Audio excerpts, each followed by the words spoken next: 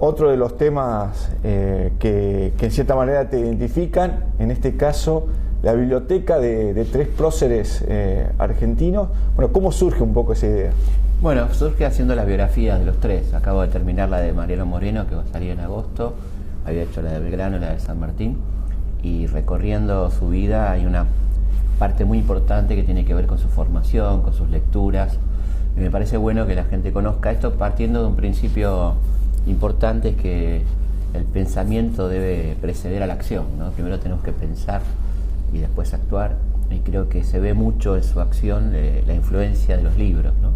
De libros importantísimos. Estamos hablando de una época altamente interesante, que es fin del siglo XVIII, comienzo del XIX, todas las lecturas filosóficas de los teóricos de la Revolución, los Voltaire, los Montesquieu, los Rousseau, bueno, todo eso que es común a los tres. Después cada uno tiene sus gustos particulares, ¿no? En Belgrano hay un poco más de ensayística, más de economía. En Moreno hay más de política, religión, un poco de todo, porque cae a la casa del obispo Terrazas, que tenía una biblioteca impresionante donde él lee de todo realmente. Y San Martín es un hombre de muy variados intereses, que van de la técnica a la filosofía, a la política, a la sociología, a la religión. Y el Quijote, que es una especie de obsesión, tiene muchas ediciones y muy comentadas por él, del Quijote de la Mancha, ¿no? Bueno, vamos a tratar de profundizar un poquito de cada uno, sí. Pero me imagino que Moreno era alguien que tenía una biblioteca inmensa, sí. y que realmente, bueno, su intelectualidad quizás era más profunda que los otros dos, por lo menos uno imagina de entrada, ¿no? Después quizás eso es un preconcepto, ¿no? No, creo que sí, es un poco un preconcepto, porque uno lo ve como el gran intelectual de la Revolución, que lo fue, pero también Belgrano es un extraordinario intelectual previo digamos, a la Revolución, incluso porque él estudia en Salamanca y es un hombre, un erudito, un tipo que estudia profundamente la economía de la época, la política de la época, y es el primero que trae su biblioteca al Río de la Plata con todos esos libros prohibidos, porque el Papa lo había autorizado por sus excelentes calificaciones a leer los libros que estaban prohibidos por la Inquisición, ¿no? En el caso de San Martín viene con unos 400 volúmenes de Europa, que va a terminar donando en parte la biblioteca que funda en Mendoza, en parte la biblioteca que funda en Santiago y finalmente la biblioteca de Lima, el fundador. ¿Parte de eso era algo militar, de muchos temas militares? No tanto. Hay tema militar, pero para nada es lo central. Hay mucha más política, sociología y filosofía que temas de estrategia militar, que por supuesto le interesaban, pero hay mucha lectura de política, de historia, de filosofía, la enciclopedia, bueno, todos esos libros tan interesantes y reveladores, ¿no? de ese momento histórico del mundo. ¿Y Belgrano?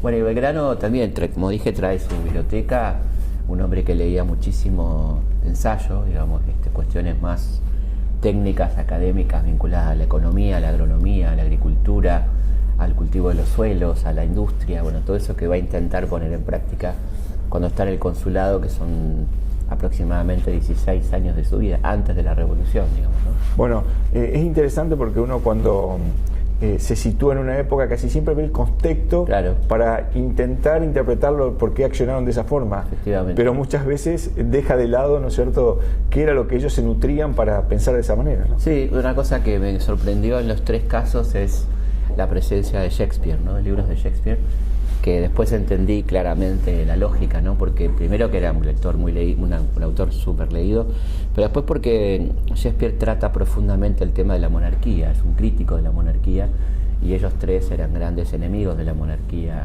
de origen divino, digamos, ¿no? Y ahí tenés un Ricardo III, un Hamlet, que son libros tremendamente críticos de la monarquía, de esas personalidades torturadas de los reyes, caprichosos y haciendo su voluntad, digamos, ¿no?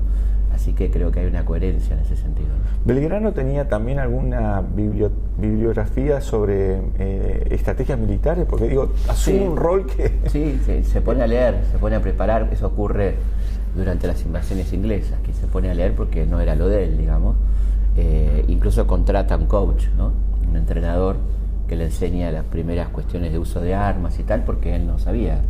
Y él lo confiesa, es un hombre tremendamente humilde, ¿no? Que jamás se atribuiría un mérito que no tenía, que no le correspondía, así que él lo dice con toda claridad, ¿no? Bueno, ¿y los tres puede ser que también había como una idea transversal de la República? ¿Coincidían en eso? Sí, yo creo que sí, aunque Belgrano y y San Martín pensaban en la monarquía constitucional, pero es una monarquía muy simbólica, ¿no? Con un parlamento, con lo que hoy diríamos una democracia parlamentaria, claramente, ¿no? El modelo inglés